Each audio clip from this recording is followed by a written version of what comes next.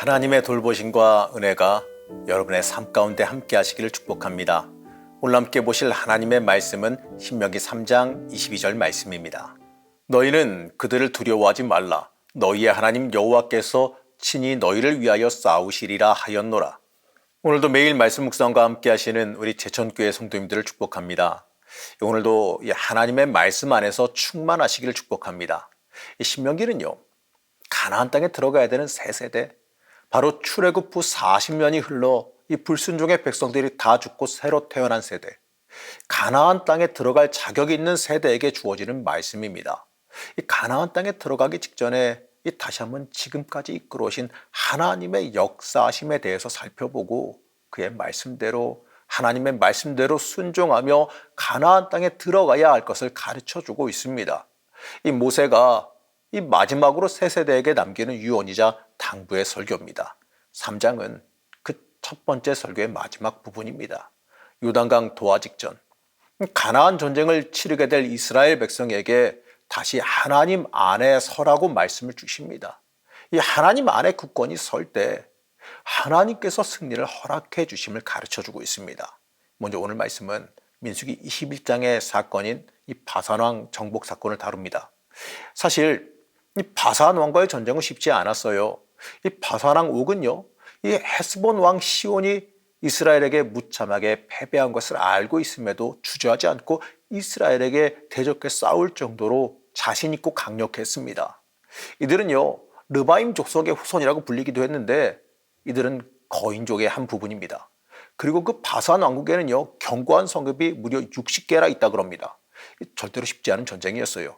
그래서 하나님께서 이 전쟁을 기억시키시는 것은요, 틀림없이 이유가 있습니다.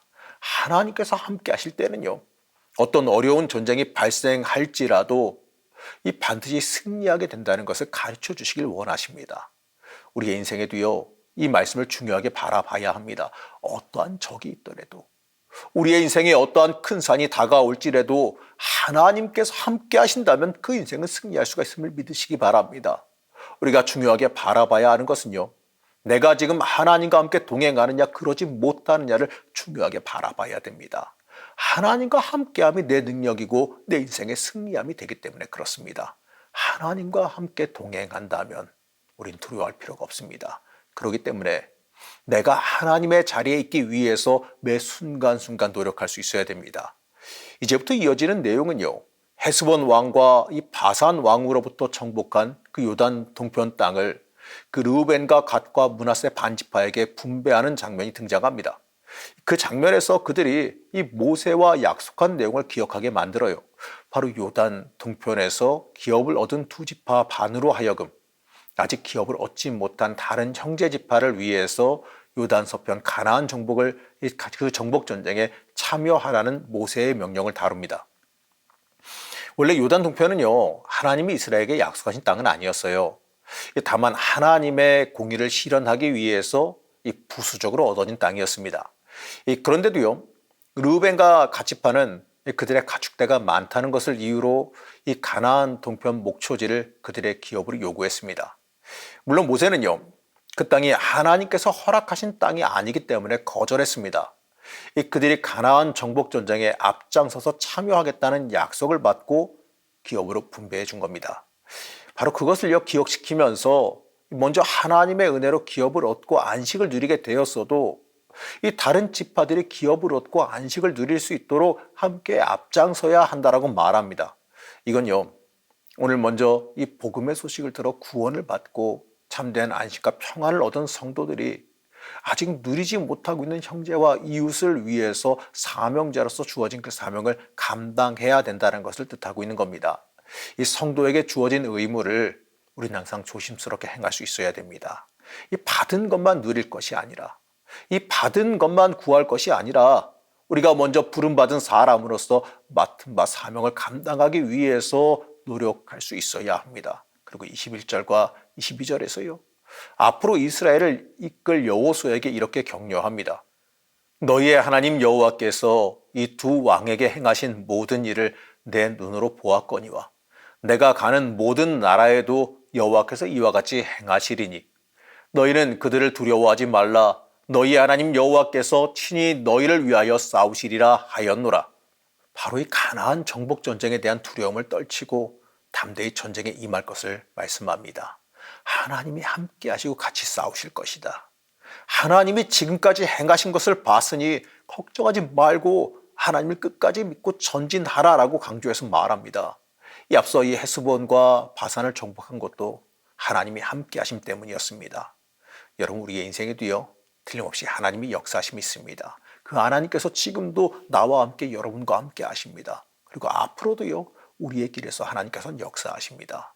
그렇기 때문에 우리는 인생을 살면서 두려워할 필요가 없습니다.